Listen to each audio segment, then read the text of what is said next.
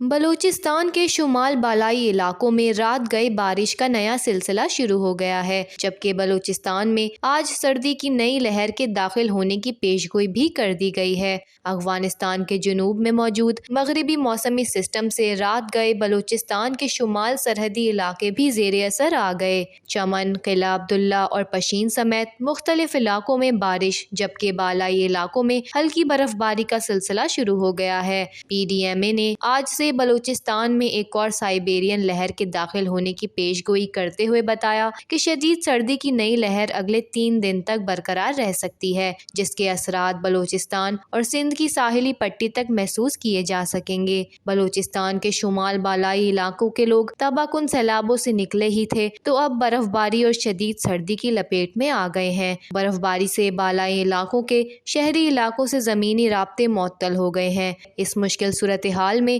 بلوچستان کے بیشتر متاثرہ علاقے حکومت کی ریلیف سرگرمیوں سے محروم ہیں۔